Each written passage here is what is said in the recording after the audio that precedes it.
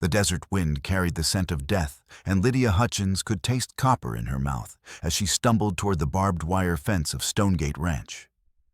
Her bare feet wrapped in bloodied cloth strips left crimson prints in the alkali dust.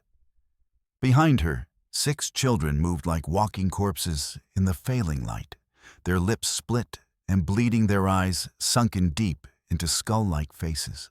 "Mama." Ruth's voice was barely a whisper, her 12-year-old frame trembling as she carried 4-year-old Thomas. The boy had stopped crying 2 days ago, his silence more terrifying than any scream. His breathing came in shallow gasps, each one seeming like it might be his last. Lydia pressed her hand to her swollen belly, feeling her unborn child kick desperately, as if sensing the family's desperation. 8 months pregnant and dying of thirst, she had led her children 300 miles across the wasteland, following rumors of a ranch with clean water and a man who might show mercy.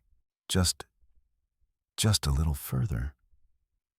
She gasped, though her legs were already giving out. Silas, 10 years old, but carrying himself with the weight of a man, stepped forward to take Thomas from Ruth's shaking arms. "I got him, Mama." His voice cracked, betraying the fear he tried so hard to hide. 3 months ago, he'd been just another farm boy in Kansas. Now he was the man of the family responsible for keeping them all alive. Little Eve, barely 3, collapsed to her knees in the dust.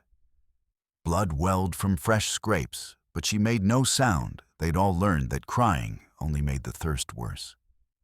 Mercy, 5, and born deaf, helped her sister stand with gentle hands, their communication a language of touches that needed no words. Grace, the baby, at 18 months, hung limp in Ruth's other arm, her breathing so shallow it was almost imperceptible. The fence loomed before them, like the gates of judgment, 8 feet of twisted steel and weathered posts topped with razor wire. Beyond it, the outline of a ranch house stood solid against the darkening sky. Smoke rose from its chimney-proof of life, of warmth of the water, that locals whispered about in hushed, envious tones. Lydia reached the gate and her knees buckled. She hit the ground hard, feeling something warm and wet between her legs. The baby was coming whether the world was ready or not. "Help us," she whispered to the empty air, to God, to anyone who might be listening. "Please, someone help us." The children gathered around her, their small hands reaching out to touch her face, her shoulders, anywhere they could find purchase in their terror. In the distance, coyotes began to howl, not the friendly sound of evening, but the desperate cries of predators made savage by the same drought that was killing everything else. And from the ranch house came nothing. No movement, no sign that anyone had heard their pleas. Only silence and the growing darkness of a desert night that promised to be their last. Lydia's vision blurred as consciousness slipped away, and her final thought was a prayer that someone somewhere still remembered what mercy looked like. Matthias Rowe heard the crying through the thick walls of his fortified ranch house and took another drink of whiskey instead of investigating. He sat in the leather chair where his wife used to read bedtime stories to their daughter, staring at the amber liquid that had become his only companion since the accident 3 years ago. The ranch that had once welcomed every traveler now stood like a fortress. Iron bars covered the windows, chains secured the gates, and armed guards patrolled the perimeter. The drought had been raging for 8 months, turning neighbors into enemies and desperate people into thieves. Matthias was 42, though grief had carved deep lines around his eyes and streaked his dark hair with premature silver. Before Sarah and Emma died crushed when their wagon overturned just 50 yards from safety, he'd been known throughout the territory as the most generous rancher in 3 counties. His well had never run dry, his table had never turned away a hungry mouth, and his gates had never been locked. Now those same gates bore signs warning trespassers would be shot on sight. The crying came again, weaker this time. Children's voices. Matthias forced himself to ignore it. He'd learned that lesson when the Morrison family had tried to steal water in the dead of night, and he'd been forced to shoot 15-year-old Billy Morrison in the leg to protect what was his. The boy had lived, but the guilt had driven Matthias deeper into isolation. Deputy Clayton Hanlon had been spreading stories in town saying Matthias had gone mad with grief, that he was hoarding water while children died of thirst, that he couldn't be trusted. Hanlon was ambitious, always looking for ways to impress the territorial governor, and the drought had given him the perfect opportunity to play the hero.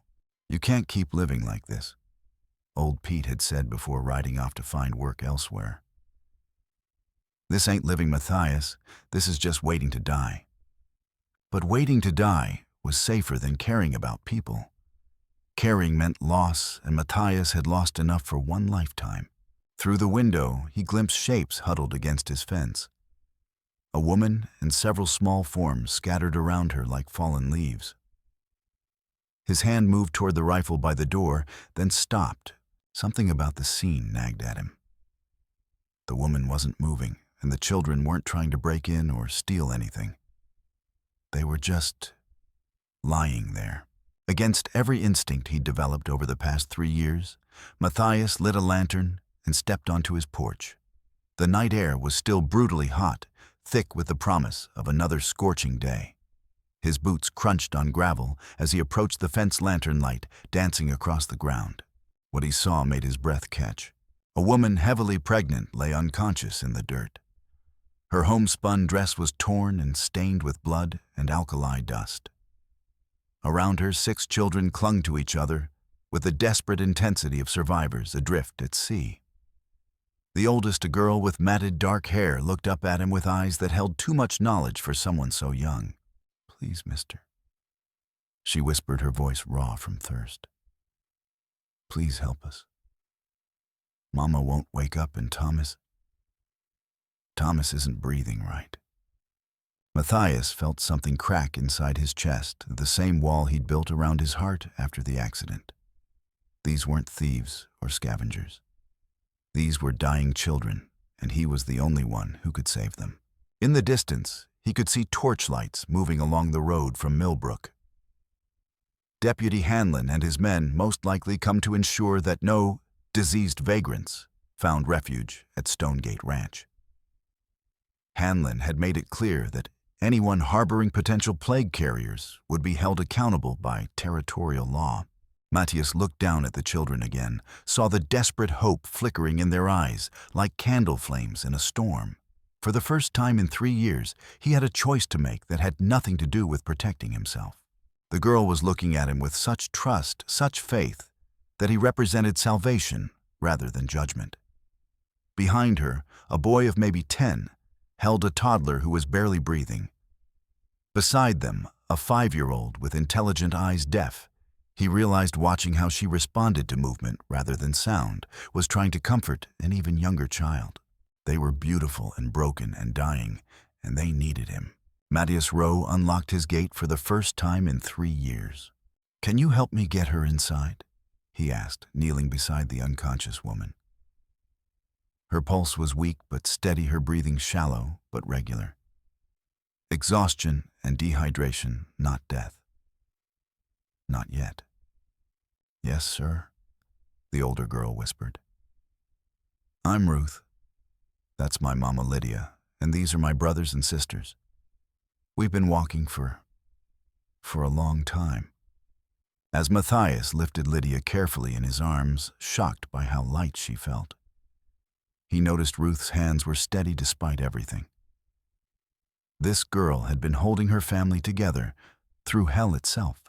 "There's a clean room behind the kitchen," he said. "We'll put your mother there, and then we'll get some water in all of you." As they walked toward the house, Ruth stumbled but caught herself.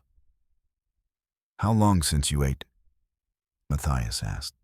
3 days, maybe 4. Time had become meaningless in their desperation. The torchlights were getting closer now, and Matthias could hear Deputy Hanlon's voice raised in anger, demanding entry. The confrontation he'd been avoiding for 3 years was finally coming to his doorstep. But this time, he wouldn't be facing it alone. The storeroom behind the kitchen smelled of dried herbs and preserved vegetables, scents of abundance that seemed almost sinful after the children's weeks of starvation. Matthias laid Lydia gently on a pile of horse blankets, then stepped back as Ruth knelt beside her mother, smoothing tangled hair away from a fever-bright face. "Ruth," he said quietly, "I need you to listen carefully. There are men coming townspeople who think your family might be carrying disease. They're going to want to take you away from here." The 12-year-old's eyes widened, but her voice remained steady. "Are we sick?" "No. You're starving and dehydrated, but you're not diseased. The problem is fear makes people stupid, and there's been a lot of fear lately." Outside, the sound of horses grew louder. Deputy Hanlon's voice carried on the night air. "Row, we know you've got them in there. Open this gate." Matthias moved to the kitchen and began filling cups with water from his cistern, testing each one carefully. The water tasted clean and sweet, a small miracle in a land where most wells had turned brackish or run dry entirely. "Drink slowly," he told Ruth as he handed her the first cup. "Too much too fast will make you sick." The water was the most beautiful thing Ruth had ever tasted. She forced herself to take small sips, then carried the cup to Silas, who was trying to get Thomas to drink. The 4-year-old's lips were cracked and bleeding, but he managed a few drops. One by one, Matthias brought water to each child. Little Eve's fever seemed to break almost immediately, while baby Grace made tiny mewing sounds as Ruth trickled water into her mouth. Mercy, the deaf child, watched everything with intelligent eyes, her small hands signing rapid thanks that Matthias didn't understand, but recognized as gratitude. "Where did you come from?" he asked Ruth as she helped distribute small pieces of bread to the younger children. "Kansas. Papa died of fever 3 months ago and the drought killed our crops. Mama heard there was work in California, so we started walking. Walking from Kansas. We had a wagon at first, but we had to trade the horse for food. Then we traded the wagon for more food. Then..." She gestured helplessly at their ragged clothes, their bare feet. "We didn't have anything left to trade." Matthias felt anger rising in his chest, not at the children, but at a world that could let a pregnant woman and 6 children walk 300 miles through the desert because no one else would help them. "Mr. Rowe." Hanlon's voice was closer now, just outside the front door. "I know you can hear me. Those people are plague carriers, and you're putting the entire territory at risk by harboring them." Matthias walked to the front window and peered through the heavy curtains. Deputy Hanlon sat his horse just outside the gate, flanked by 6 men from town. Their faces were grim with the righteousness of people who believed they were protecting civilization from chaos. "They don't look sick to me, Hanlon," Matthias called back. "They look hungry and tired, nothing more." "And what exactly qualifies you to make medical diagnoses?" Hanlon's voice dripped with contempt. "You've been hiding behind these walls for 3 years talking to ghosts. Why should anyone trust your judgment?" The words hit their mark. Matthias felt the familiar weight of guilt settle on his shoulders, the same guilt that had driven him to isolation after Sarah and Emma's deaths. Maybe Hanlon was right. Maybe he had no business making life and death decisions for others. But then he heard Lydia stirring in the storeroom, calling weakly for her children.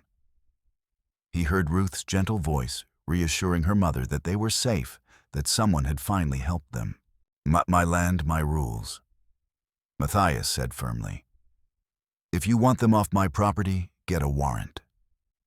"Don't need a warrant to protect public health," Hanlon shot back. "But if that's how you want to play it, fine.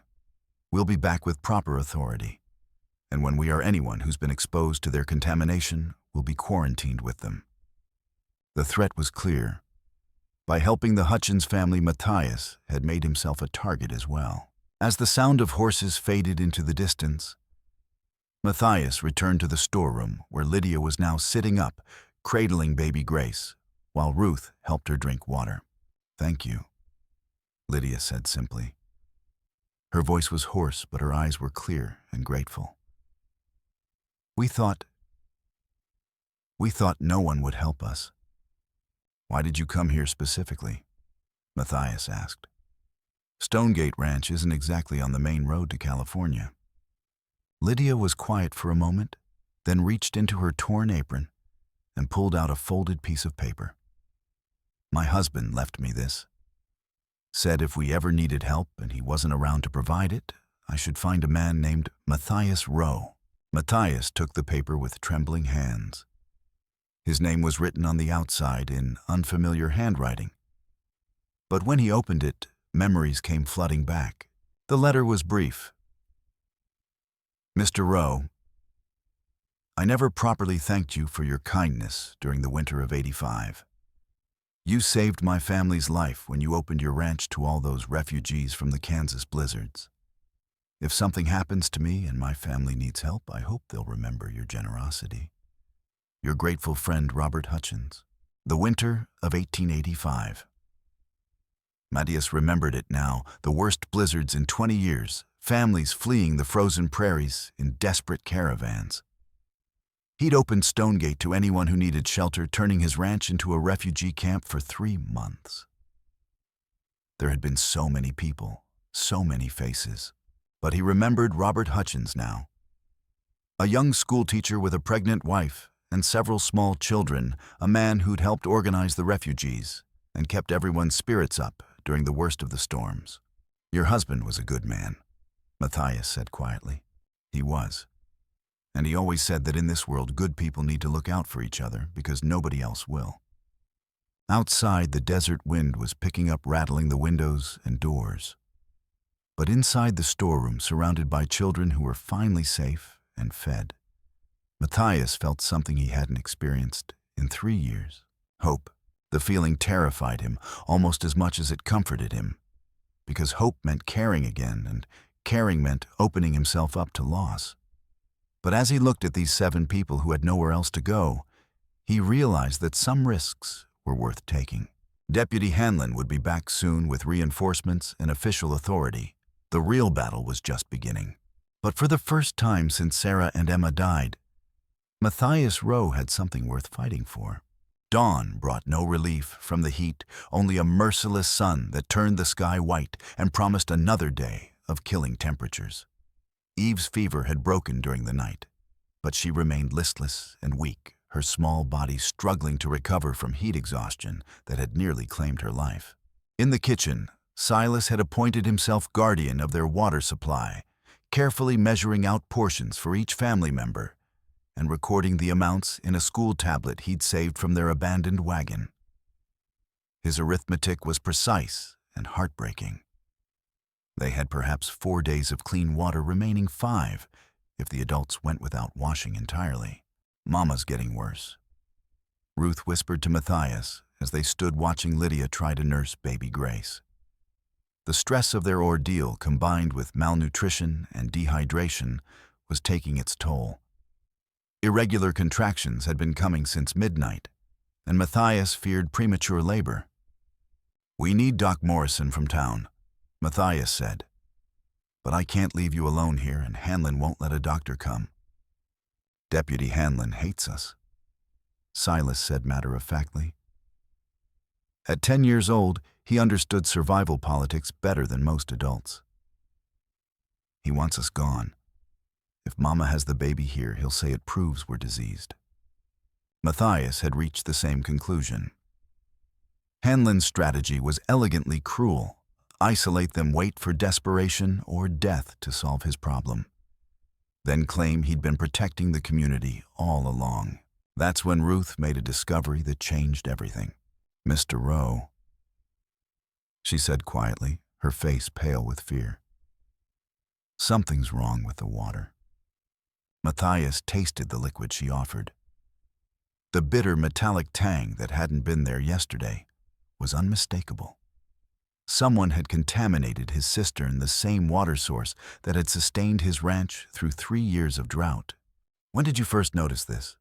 he asked, his mind racing. "This morning when I went to get water for Eve. But I think I saw something last night when we first arrived." Ruth's eyes were wide with the memory. There was a man by the well, a man with a badge. He had a bottle in his hand, and he poured something into the water. "Hanlon." Matthias breathed. The deputy hadn't just come to remove them. He'd poisoned the water supply to ensure they couldn't survive, even if they stayed. The implications were staggering. By contaminating the main cistern, Hanlon had guaranteed that anyone remaining at the ranch would either die or be forced to leave within days. It was attempted murder disguised as public health policy. "How much clean water do we have?" Matthias asked Silas. The boy consulted his careful records. "The barrel in the pantry is half full. There's a small cask in the storeroom. Maybe 3 days total if we're very careful. Not enough. Not nearly enough, especially with a woman about to give birth and 6 children recovering from near-fatal dehydration." Outside, the sound of approaching horses interrupted their planning. Through the window, Matthias could see a larger group than before, at least 15 riders, all armed, wearing the grim expressions of men convinced they were doing righteous work. But this time, Deputy Hanlon wasn't leading them. Instead, Doc Morrison rode at the front, followed by Mayor Cromwell and several other town officials. Behind them came a mixed group of ranchers and farmers' men who understood the value of water and the desperation that came with drought. "That's different," Matthias murmured. "Those aren't vigilantes. Those are reasonable people." Doc Morrison called out from the gate. "Row, we need to talk. Some of us have been thinking about what Hanlon's been saying, and we're not sure we believe it anymore." It was the first hopeful development in hours. Matthias checked his rifle, still loaded, still ready, but kept it lowered as he stepped onto the porch. "I'm listening, Doc.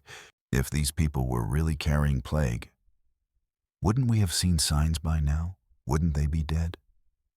The elderly physician dismounted and approached the fence. "And there's another matter. Hanlon's been acting without proper authority, making medical declarations that aren't his to make." Mayor Cromwell, a politically savvy man who could read the wind direction, urged his horse closer. "We want to see these people for ourselves. If they're truly ill, Doc Morrison will treat them. If they're not, then we need to have a serious conversation about Deputy Hanlon's methods." It was a reasonable request, but Matthias hesitated. Exposing Lydia's family to potential violence was a risk he wasn't sure he could take. But keeping them hidden would only fuel more suspicion. "The pregnant woman is in early labor," he said finally. "She needs medical attention." Doc Morrison was off his horse immediately. "Then let me help her. That's what I'm here for." As Matthias unlocked the gate for the first time in daylight, he spotted another dust cloud approaching from the east, Deputy Hanlon, racing toward them with murder in his eyes. The deputy had seen the townspeople at the ranch and knew his carefully laid plans were crumbling. "Doc," Matthias said urgently, "there's something else you need to know. Someone poisoned my main water supply, contaminated it with something that tastes like metal." Doc Morrison's face darkened. "Poisoned? Are you certain?" "Taste it yourself. Ruth saw a man with a badge tampering with the well last night." The doctor moved quickly to the cistern, drew a small sample, and tasted it carefully. His expression grew thunderous. "Arsenic," he said grimly. "Not enough to kill quickly, but enough to cause severe illness over time." Who would do such a thing? The answer came thundering up the road in a cloud of dust and fury. Deputy Clayton Hanlon had arrived, and the look on his face suggested he was ready to finish what he'd started, no matter who got hurt in the process. The first obstacle was about to become a fight for survival.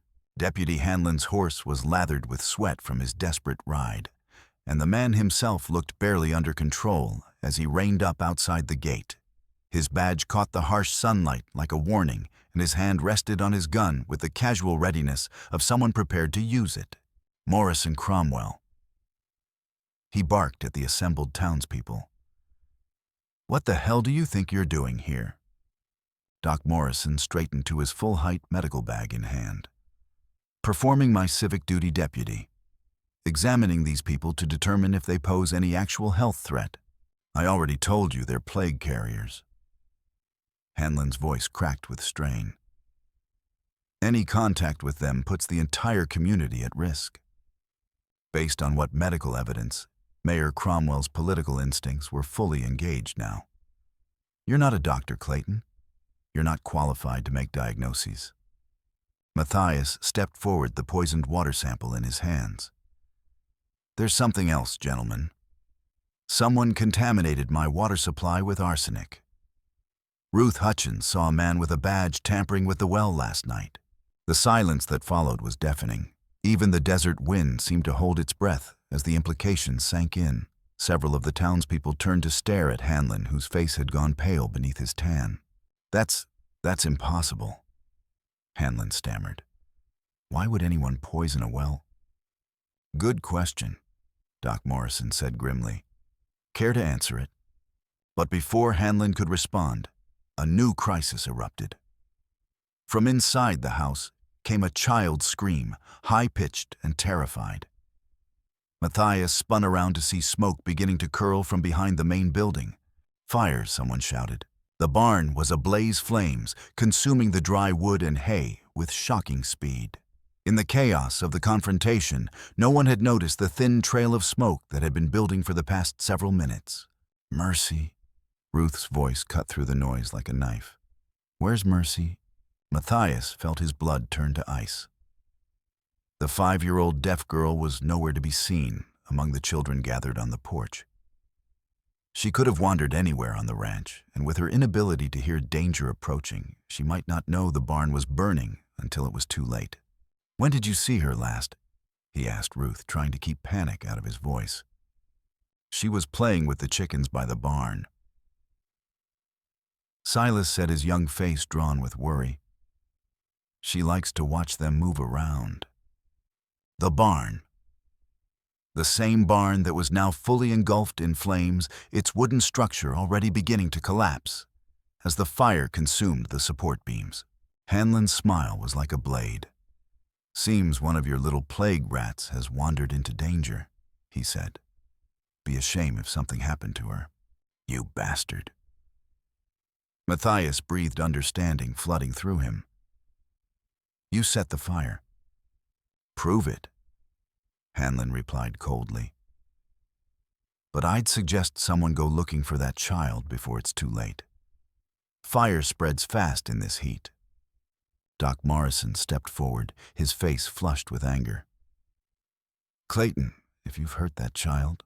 I haven't hurt anyone, Hanlon said. I'm just trying to protect this community from diseased vagrants. If they'd left when I first told them to, none of this would have happened. That's when Mayor Cromwell made his decision. Deputy Hanlon, you're relieved of duty.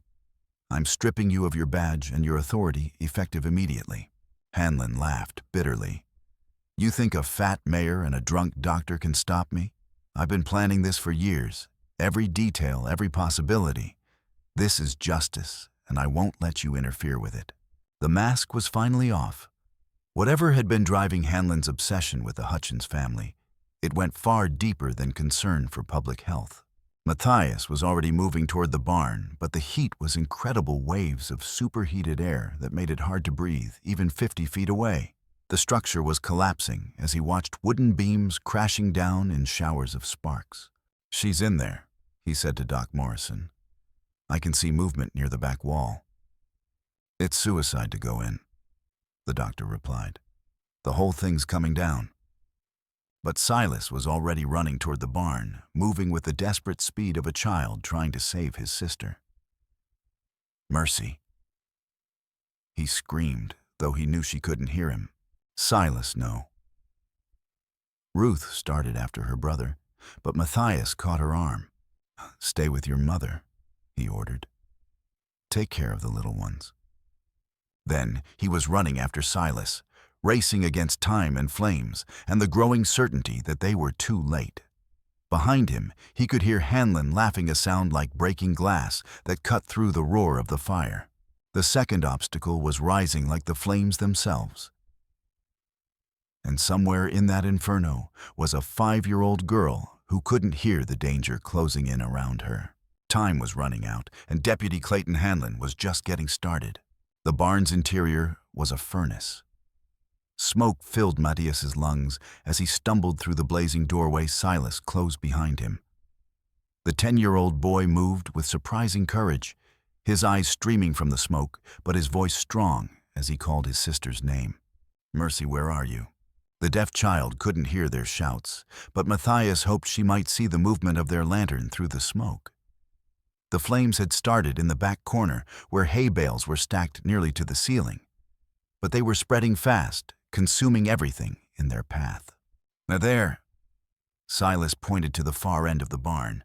Mercy huddled in an old feed trough, her dark eyes wide with terror, but very much alive.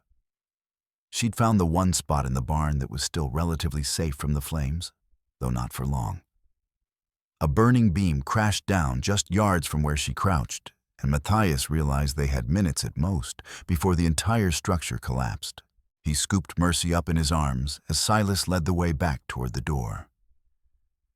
The little girl clung to him with desperate strength, her small hands gripping his shirt as he carried her through the smoke and heat. But their escape route was blocked. The flames had spread to the main support posts, and the barn's roof was beginning to sag ominously. Smoke poured through the air so thick it was like trying to breathe underwater. "Window!" Silas shouted, pointing to a small opening in the side wall. It was barely large enough for a man to squeeze through, but it was their only chance. Matthias pushed Mercy through first, then Silas, before squirming through himself just as another section of roof collapsed behind them. They stumbled away from the burning barn, gasping for clean air. Mercy was shaken, but unharmed, and she immediately began signing rapid thanks that Matthias didn't understand, but recognized as gratitude. "Is she hurt?" Doc Morrison asked, hurrying over to examine the child. "She's fine," Matthias said, then looked around for Deputy Hanlon. The man was still mounted, still watching the fire with satisfaction, but something in his expression had changed. The confident smirk was gone, replaced by something that looked almost like panic. "Quite a hero, aren't you, Roe?" Hanlon called out. "Risking your life for a family of diseased vagrants." "They're not diseased," Doc Morrison said firmly, having completed his examination of the children. "These people are suffering from malnutrition and dehydration, nothing more. You've been lying to everyone, Clayton." "Lying." Hanlon's voice rose an octave. "I'm trying to protect this community from the same kind of people who destroyed my family." The words hung in the air like smoke. Several of the townspeople exchanged glances, sensing there was more to this story than public health concerns. "What people?" Mayor Cromwell asked carefully. Hanlon's control finally snapped. "The Hutchins family. They killed my father 5 years ago, and now they show up here expecting charity, expecting mercy. There is no mercy for murderers." The revelation hit Matthias like a physical blow. He looked at Ruth, who had gone pale with understanding, then at Lydia, who was being helped onto the porch by 2 of the townswomen. "Your father," Matthias said slowly, pieces clicking into place. "Edmund Hanlon. You remember him?" Hanlon's eyes blazed with years of suppressed rage. "Good. Then you remember how he died. Shot down in the street by Robert Hutchins like a rabid dog." "I remember," Matthias said quietly.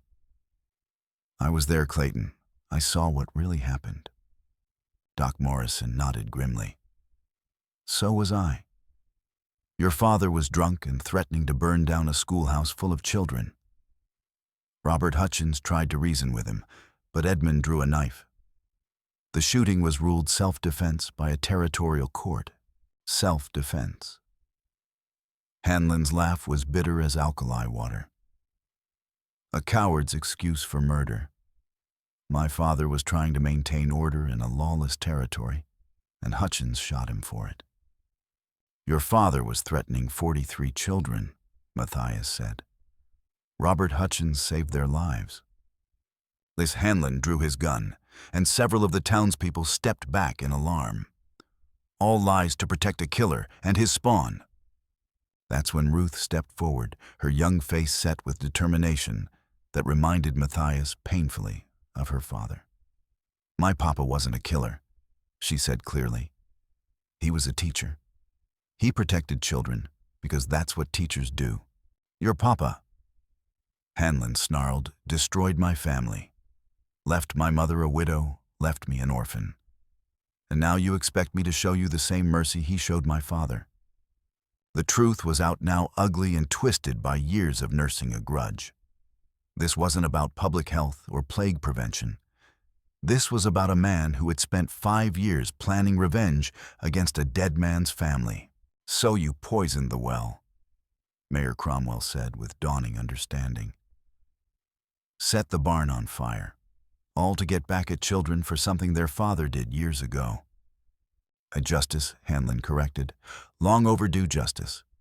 But even as he spoke, Matthias noticed something that made his blood run cold. Behind Hanlon, barely visible in the smoke and chaos, several more riders were approaching. These weren't townspeople or concerned citizens. They were men Matthias didn't recognize, hard-faced strangers with guns and the look of hired killers. Clayton, Doc Morrison said urgently. Put down the gun. Let us help you. This isn't what your father would have wanted. Don't you dare tell me what my father would have wanted. Hanlon's voice cracked with emotion. He's dead because of them, and now it's their turn to know what loss feels like. The midpoint twist was complete. What had seemed like a story about survival and community had revealed itself as something much darker, a tale of revenge obsession, and the terrible price of hatred nursed too long. And as the mysterious riders drew closer through the smoke, Matthias realized that Deputy Clayton Hanlon had been planning this confrontation for much longer than anyone had imagined. The real battle was just beginning. The approaching riders materialized through the smoke like specters of violence. There were 5 of them, all armed with rifles, all wearing the hard expressions of men accustomed to killing for pay. They weren't local ranchers or concerned townspeople. These were professionals, the kind of men who could be bought to solve problems that legal channels couldn't handle. Clayton, Mayor Cromwell said nervously, who are these men? Hanlon's smile returned cold and triumphant. Insurance, he said. I've been planning this for 5 years, gentlemen. Every detail, every contingency. Did you really think I'd leave anything to chance? The hired guns spread out in a practiced formation, blocking potential escape routes while keeping their weapons ready, but not openly threatening. Their leader, a lean man with pale eyes and a carefully waxed mustache, rode forward. Everything going according to plan, Deputy? He asked in a voice like gravel. A few complications, Hanlon admitted, but nothing we can't handle. These good citizens were just leaving. Weren't you gentlemen? Doc Morrison stepped forward, his medical bag clutched like a shield. Now see here, Clayton. These people have done nothing wrong. That woman is in labor, those children are half dead from starvation, and they'll be fully dead soon enough, the lead gunman said casually. Nothing personal, Doc, just business. That's when Lydia's labor pains reached a crescendo. From inside the house came a cry of agony that cut through the tension like a knife, followed by the unmistakable sound of a woman in the final stages of childbirth. The baby's coming, Ruth said, her voice tight with fear. Mama needs help right now. Matthias made a split-second decision that would change everything. Doc, get inside and help her. Whatever happens out here, that woman and her baby come first. Nobody's going anywhere, the lead gunman said, raising his rifle. We've got our orders. But Doc Morrison was already moving toward the house, his medical instincts overriding his fear. I'm a doctor, he called back. I don't take orders from hired killers. Hanlon's face twisted with rage. Stop him! The crack of a rifle split the air. But the shot went wide, not because the gunman missed, but because Silas had thrown a rock with deadly accuracy, striking the man's wrist just as he fired. The 10-year-old boy had been quietly collecting ammunition from the ground, and his aim was perfect. Silas can shoot too, Ruth said grimly, and Matthias realized she was right. Farm boys learned to hunt young, and Silas had been feeding his family since his father died. The boy's steady hands and sharp eyes weren't just for show. The momentary distraction was enough. Mayor Cromwell and several townspeople dove for cover behind their horses, while Matthias tackled the nearest gunman, sending them both crashing to the ground in a tangle of limbs and weapons. But Hanlon still had his gun, and he was pointing it directly at Ruth. "Enough," he screamed. "This ends now. The Hutchins family dies today, all of them just like they killed my father." That's when the most unexpected ally entered the fight. Mercy, the 5-year-old deaf girl, had been watching everything with intelligent eyes. She couldn't hear the shouting or the gunfire, but she could see the danger her family was in. Moving with the quick stealth that only children possess, she darted behind Hanlon's horse and began untying the cinch strap that held his saddle in place. The deputy was so focused on his revenge that he didn't notice the small hands working beneath him. "You want to know about justice?" Matthias called out, still wrestling with the gunman. "Your father threatened to burn down a school full of children. Robert Hutchins saved their lives. That's not murder, that's heroism." "Lies." Hanlon's gun wavered as his emotions overcame his training. "My father was a good man. Your father was a drunk and a bully." Doc Morrison said from the porch, where he'd been helping Lydia through her contractions. "I treated the cuts he gave Robert Hutchins before the shooting. 3 deep wounds from a Bowie knife. Robert only drew his gun to save his own life." Hanlon spurred his horse forward, ready to end the argument with bullets. But as the animal lunged, Mercy's sabotage took effect. The loosened saddle slipped sideways, sending Hanlon tumbling to the ground in a heap. His gun went flying, landing in the dust near Ruth's feet. The 12-year-old girl picked it up with steady hands, pointing it at the deputy who had terrorized her family. "Ruth, no." Matthias called out. "Don't become what he is." For a moment, the girl's finger tightened on the trigger. 5 years of planning and hatred had led to this moment, and it would be so easy to end it with violence. But then, baby Grace began crying from inside the house, not the thin wail of hunger or thirst, but the lusty cry of a healthy newborn taking his first breaths. Ruth lowered the gun. "My mama just had her baby," she said to Hanlon, her voice carrying a dignity far beyond her years. "And we're not killers." The hired gunmen, seeing their employer disarmed and defeated, began to melt away like smoke. Professional killers knew when a contract had gone bad, and they had no interest in dying for a madman's revenge. The second obstacle was over, but the emotional reckoning was just beginning. As the smoke from the barn fire cleared and the desert wind carried away the last echoes of violence, 7 people who had been strangers that morning realized they had become something more. A family forged in fire and bound together by the choice to show mercy instead of seeking revenge. The hired gunmen were retreating, but Deputy Hanlon wasn't finished. He rolled to his feet with the desperate energy of a man who had nothing left to lose, his face twisted with years of suppressed rage and fresh humiliation. "You think this is over?" he snarled, pulling a hidden derringer from his boot. "I've waited 5 years for this moment, 5 years." But before he could raise the small weapon, the barn behind them gave a tremendous groan and began to collapse in earnest. Burning beams crashed down like falling trees, and a shower of sparks erupted into the air. The wind, which had been scattered and uncertain all day, suddenly picked up with vicious intensity, driving the flames toward the main house. "The house," Mayor Cromwell shouted. "The fire's spreading." Matthias could see embers landing on the wooden shingles of his roof, could smell the smoke that was already beginning to curl up from the dry wood. Inside, Doc Morrison was helping Lydia with her newborn son, and the other children were trapped between the advancing flames and Hanlon's desperate final stand. "Everyone out," Matthias yelled. "Get to the well." But as they began to move, Hanlon raised his derringer toward little Thomas, who was stumbling with exhaustion and fear. "If I can't have justice," he screamed, "I'll settle for revenge." The shot, when it came, was shockingly loud in the desert air. But it wasn't Hanlon who fired. Silas stood near the porch holding Matthias's spare rifle with hands steady as bedrock. The bullet took Hanlon in the shoulder, spinning him around and sending the Derringer flying into the dust. "I warned you," the 10-year-old said quietly, his voice carrying the weight of a man 3 times his age. "We protect our family."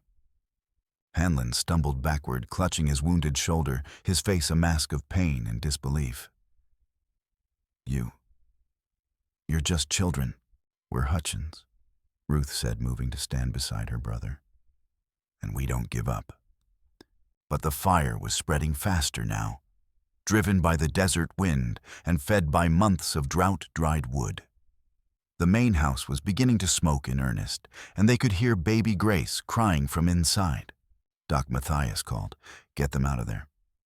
Doc Morrison appeared in the doorway, carrying Lydia's newborn son while Ruth helped her mother to walk.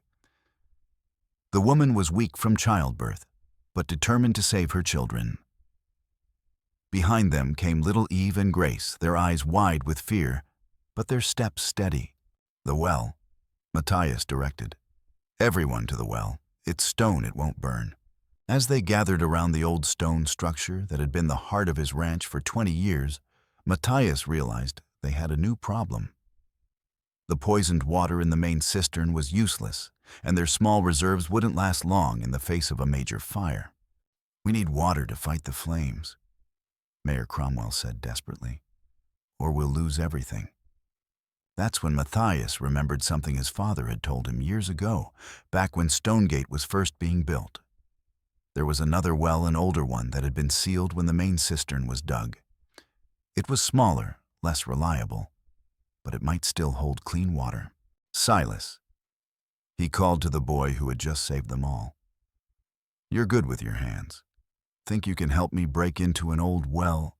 The 10-year-old nodded grimly. "What do you need me to do?" Working together, they pried up the heavy stone slab that covered the forgotten well. Below they could hear the sound of water, not much, but enough. "It's clean," Matthias said after tasting it carefully. "Not poisoned." They formed a bucket brigade, townspeople, children, even the wounded Hanlon, who seemed to have finally understood the magnitude of his actions. The water was passed hand to hand, poured on the advancing flames with desperate efficiency. But it wasn't enough. The fire had too much of a head start, and the wind was driving it forward faster than they could fight it. That's when the miracle happened. Dark clouds that had been building on the horizon all day finally released their burden. The first drops of rain were fat and warm, hitting the dust with tiny explosions of sweet scent. Then more drops came, and more, until the sky opened and poured down the first significant rainfall the territory had seen in 8 months. The fire hissed and steamed as the rain struck it, sending up clouds of smoke that were quickly washed away by the downpour. Within minutes, the immediate danger had passed, though the barn was a total loss and the house had suffered significant damage.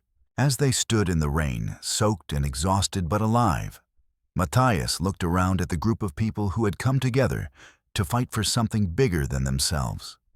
They were no longer strangers united by crisis. They were a community bonded by shared struggle and mutual sacrifice. Deputy Hanlon sat in the mud, cradling his wounded shoulder and staring at the ruins of his 5-year plan. The hate that had driven him for so long seemed to have washed away with the rain, leaving only a broken man who had to live with the consequences of his choices. "Clayton," Doc Morrison said gently, kneeling beside him. "Let me look at that shoulder." "Why?" Hanlon asked bitterly. "Why would you help me after what I've done?" "Because," the doctor replied, "that's what decent people do. They help even when it's not deserved." The climax was over, but the real work was just beginning. As the rain continued to fall and the immediate danger passed, 7 people who had been on the verge of death that morning began to understand that they had found something more precious than safety. They had found home. The rain fell steadily through the night, turning the desert dust into fragrant mud and filling every depression with precious water. By morning, the burned remains of the barn were cold and safe, and the damaged sections of the house could be repaired with time and effort. Deputy Clayton Hanlon sat in Matthias's kitchen, his wounded shoulder properly bandaged by Doc Morrison. The territorial authorities would arrive within the week to arrest him for attempted murder, arson, and poisoning a water supply. But for now, he seemed more broken than dangerous, the fire of his obsession finally extinguished. "I kept dreaming about him," he said quietly to Matthias as they sat across from each other at the scarred wooden table. "About my father. He'd come to me and tell me to make things right, to get justice for what was done to him." "Dreams or nightmares?" Matthias asked. "Both, I suppose." The line got blurred after a while. Hanlon winced as he shifted position. "I convinced myself that if I could just make the Hutchins family pay, the dreams would stop. My father would finally be at peace." "Your father's been at peace for 5 years," Matthias said gently. "It was you who couldn't let go." Through the window, they could see Lydia sitting on the repaired porch, nursing her newborn son, while Ruth read to the younger children from a book of fairy tales. Silas was helping repair fence posts damaged in the fire, his steady hands and sharp eyes making him invaluable despite his age. Mercy had discovered a talent for communicating with the ranch animals, her silence and patience making her a natural at calming spooked horses and coaxing eggs from nervous chickens. Little Eve and Grace played in the mud puddles like it was Christmas morning, their laughter a sound Matthias hadn't heard on his land in 3 years. "What will happen to them now?" Hanlon asked, watching the children through the window. "They'll stay here," Matthias said firmly. "For as long as they want. This ranch is big enough for all of us. And me, that's not up to me anymore. But Clayton..." Matthias met the younger man's eyes. "Your father made his choices, and they led to his death. You made yours, and they led to this. But you're still alive, which means you still have the chance to make different choices." Doc Morrison entered the kitchen, shaking rain from his coat. "The baby's doing well," he announced. "Strong and healthy despite everything his mother went through. She's named him Matthew after the man who saved them all." "The water situation?" Matthias asked. "The rains helped tremendously, but we'll need to organize better sharing of resources. No more hoarding, no more fear-based decisions." The doctor sat down heavily. "I've been talking with Mayor Cromwell and some of the other ranchers. We're going to form a water cooperative, make sure nobody has to face drought alone again." Over the following days, word spread throughout the territory about what had happened at Stonegate Ranch. People came from miles around, some out of curiosity, others seeking the same kind of sanctuary that the Hutchins family had found. Ruth proved to have a gift for teaching, setting up lessons in the repaired kitchen where she helped local children learn reading and arithmetic. Silas showed natural leadership skills, organizing the younger children and helping with ranch work that was too heavy for adult hands, but perfect for nimble fingers. The burned barn was rebuilt larger than before, with space not just for storage, but for community gatherings. People began calling it Stonegate Haven, and the name stuck. Lydia recovered quickly from childbirth, her strength returning as proper food and clean water restored her health. She and Matthias developed a partnership based on shared responsibility and mutual respect, working together to manage both the ranch and the growing community of people who had found their way to their door. "You know what I keep thinking about?" Lydia said one evening as they stood by the repaired fence watching little Matthew sleep in her arms. "What's that?" "How Robert always said that when good people help each other, they create something stronger than either could manage alone." She looked around at the thriving community they'd built. "I think he would have been proud of what we've accomplished here." Matthias nodded, but his thoughts were deeper than pride. He was thinking about Sarah and Emma, and how they would have wanted him to use his grief to help others rather than hide from the world. He was thinking about second chances and the courage it took to open your heart after it had been broken.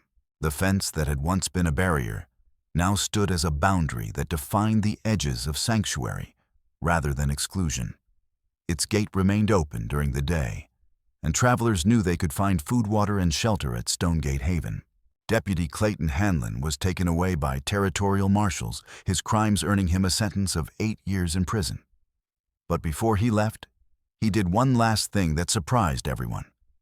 He signed a full confession, detailing his actions, ensuring that the Hutchins family's name was completely cleared, and that restitution could be made for the damages he'd caused. Why, Ruth asked him as the marshals prepared to leave. Because, Hanlon said quietly, somebody needs to break the cycle. If I can't undo what I've done, at least I can make sure it doesn't happen again. It wasn't redemption exactly, but it was recognition. And sometimes that was the best broken people could manage. 1 year later, Stonegate Haven had become something nobody could have predicted when a dying woman and 6 children collapsed at its gates. The ranch now housed 14 children and 8 adults, all people who had found their way there through desperate circumstances and stayed because they discovered something precious, a community built on the radical idea that helping others was more important than protecting yourself. The main house had been expanded twice, and a schoolhouse had been built where Ruth, now 13 and remarkably poised, taught children from 3 neighboring settlements. The rebuilt barn served multiple purposes: storage, meeting hall, and shelter for travelers who needed a place to rest. Matthias and Lydia had married 6 months earlier, not out of romance, but out of partnership, and shared commitment to the children they were raising together.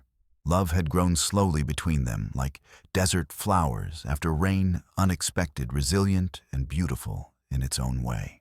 On a warm spring morning, as Matthias watched Silas teaching the younger children how to rope calves, Lydia approached with baby Matthew, balanced on her hip and an expression that suggested important news. "There's something I need to tell you," she said, her voice carrying a weight that made him look at her more closely. "What is it?" A letter came with yesterday's supply wagon, from the territorial governor. She handed him an official-looking envelope. "They want to offer you a position as regional coordinator for family services." Matthias opened the letter and read it carefully. It was a generous offer: good pay, official recognition, and the authority to help establish similar havens throughout the territory. But it would also mean leaving Stonegate Haven for extended periods, traveling to communities that needed help organizing their own support systems. "What do you think?" he asked. "I think," Lydia said with a smile, "that it's exactly the kind of work Robert would have wanted to do if he'd lived. Helping families, building communities, making sure nobody has to face hardship alone." Before Matthias could respond, shouts of excitement erupted from the schoolhouse. Ruth came running across the yard, her face bright with joy. "Mr. Matthias, Mrs. Lydia, come quick. There's someone here to see us." They hurried toward the front of the ranch, where a familiar figure was climbing down from a wagon. Doc Morrison, looking older but healthier than he had in years, was helping someone else down from the driver's seat. It was Clayton Hanlon, but transformed. Prison had changed him, not broken him, but humbled him in ways that seemed genuine. His face was thinner, his eyes clearer, and when he saw the children, his expression held none of the rage that had once consumed him. "I got out early," he said simply. "Good behavior. The warden said I could serve the rest of my sentence doing community work if I could find a place that would take me." "And you came here?" Matthias asked. Doc Morrison suggested it. "Said maybe it was time I learned what my father should have taught me, that strength comes from protecting people, not hurting them." Ruth stepped forward, studying the man who had once threatened to kill her family. "What would you do here?" "Whatever needs doing," Hanlon replied. "I know I can't undo what I did, but maybe I can spend the rest of my life trying to balance the scales." It was Mercy who made the decision. The 7-year-old girl had been watching Hanlon with her intelligent eyes, reading the emotions on his face, with the skill that came from living in a world of silence. She walked up to him, and without a word, took his hand. "I think," Lydia said quietly, "that everyone deserves a chance to become better than they were." 6 months later, former Deputy Clayton Hanlon had become an integral part of Stonegate Haven. He worked harder than anyone, never complained about the most difficult tasks, and had shown a particular gift for working with the most troubled children who arrived at their door. His transformation wasn't complete. Some wounds take years to heal, but it was real. The territorial position had worked out perfectly. Matthias spent 2 weeks of each month traveling to help other communities establish their own support networks, while the rest of his time was devoted to Stonegate Haven. The work was challenging but deeply satisfying, and communities throughout the territory began adopting the Stonegate model of cooperative resource sharing. On the anniversary of that first desperate night, the entire community gathered for a celebration that had become their most important tradition. As the sun set over the ranch, painting the sky in shades of gold and crimson, Matthias stood with his wife and watched their children, all of them biological and adopted blood relatives and chosen family, playing together in the fading light. Ruth, now 14, was helping the youngest children plant seeds in the garden that had become Mercy's special project. Silas, 11 and tall for his age, was demonstrating rope techniques to a group of fascinated boys. Eve and Grace chased fireflies with squeals of delight, while baby Matthew took his first tentative steps across the porch. "Do you ever wonder," Lydia asked, "what would have happened if you hadn't opened that gate?" Matthias considered the question seriously. "I think about it sometimes. But then I look around at all this." He gestured toward the thriving community. "And I realize that maybe everything happened exactly the way it was supposed to." As the first stars appeared in the clear desert sky, Clayton Hanlon approached them, a letter in his hands. "News from the territory," he said. "They're officially recognizing Stonegate Haven as a model community. And..." He paused, his voice thick with emotion. "They're asking if we'd be willing to help establish similar havens in other territories." It was validation of everything they'd built, recognition that their experiment in radical kindness had succeeded beyond anyone's wildest dreams. But the real validation came from the sounds around them: children's laughter, adults working together, the contented murmur of a community that had learned to thrive by taking care of each other. The gate stood open, as it always would. The sign beside it read, "Stonegate Haven, all welcome who come in peace." But underneath, someone had added smaller text in Ruth's careful script, "Home to those who need one." As the evening deepened and the community gathered for their traditional anniversary storytelling, Matthias thought about the journey that had brought them all together. A pregnant woman and 6 children collapsing at his gate had seemed like the end of the world that night 1 year ago. Instead, it had been the beginning of something beautiful. The drought had ended months ago, but the real change had been deeper than rain. It had been the transformation of hearts that chose hope over fear, of minds that chose cooperation over competition, and of souls that chose love over the easy comfort of isolation. Ruth stood to tell the story of their first night at Stonegate Haven, her voice clear and strong, as she recounted their desperate journey and the man who had chosen to help when help seemed impossible. The younger children listened with wide eyes, while the adults who had been there nodded at the familiar tale of redemption and community. As the story reached its climax, the moment when Matthias opened the gate, little Matthew began to clap his chubby hands together, as if celebrating the decision that had made his very existence possible. And that, Ruth concluded, her eyes finding Matthias in the crowd, is how we learned that sometimes the bravest thing you can do is let someone else be brave too. The story was complete. Every character had found their place, every conflict had been resolved, and every question had been answered. There would be challenges ahead, there always were, but they would face them together as a community, bound by the simple understanding that no one should have to face hardship alone. Matthias Rowe had learned to live again. Lydia Hutchins had found safety and love for her children. Clayton Hanlon had discovered that redemption was possible even for those who had chosen hatred. And 7 children who had once faced death in the desert now played in a yard where they were cherished, protected, and free to become whoever they chose to be. As the celebration continued into the night with music and stories and the kind of joy that comes from genuine contentment, Matthias walked to the fence one last time. The gate stood open in the starlight, ready to welcome whatever tomorrow might bring. Behind him, the sounds of home carried on the desert breeze, proof that broken people could build the strongest foundations, that a single act of kindness could change not just one life, but an entire world. And that love once planted in good soil could grow into something that would last forever.